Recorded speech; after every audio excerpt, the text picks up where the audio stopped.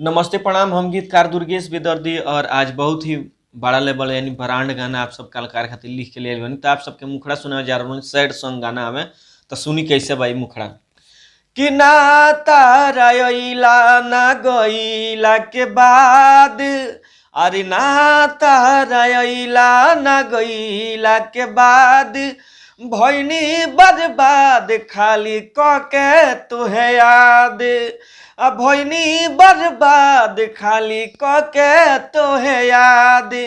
अब तो सहारा भइल बा शराब, अरे अब तो सहारा भइल बा शराब।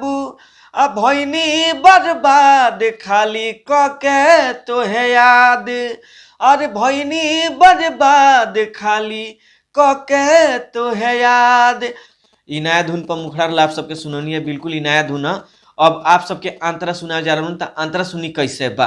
अरे मन कर खाई के मर जाई माहुर, जान गईन प्यारे होला बड़ी बाउर। अरे मन कर खाई के मर जाई माहुर, जान गईन प्यारे होला बड़ा बाउर। हमारा तू पिजड़ा, अरे हमारा तू पिजड़ा से भइलू आजाद। भइनी बर्बाद खाली क के तोहे याद।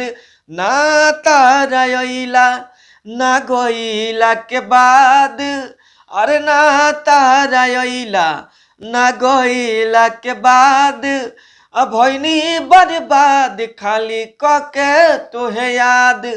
अरे भइनी बर्बाद खाली क के तोहे याद।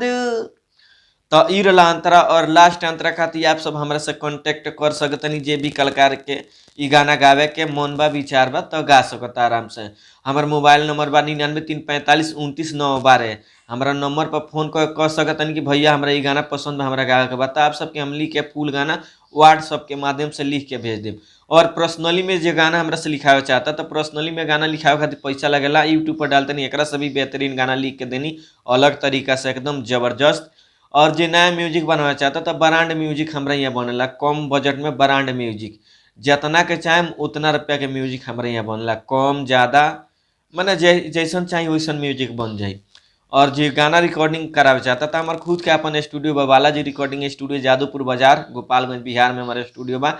रहे खाए के पैसा ना लगेला, बाकी रिकॉर्डिंग के पैसा लगी, बाकी कोनो चार्ज नहीं के। तो आप सब आ सकतनी हमारा यहाँ से रिकॉर्डिंग करा सकतनी। हमारा मोबाइल नंबर उहे बा, बाकी स्क्रीन पर हम लगा दें। तो चलिए चैनल के सब्सक्राइब करें, लाइक करें, कमेंट करें और दबा के शेयर करें। नमस्ते प्रणाम, हर हर महादेव, जय हो।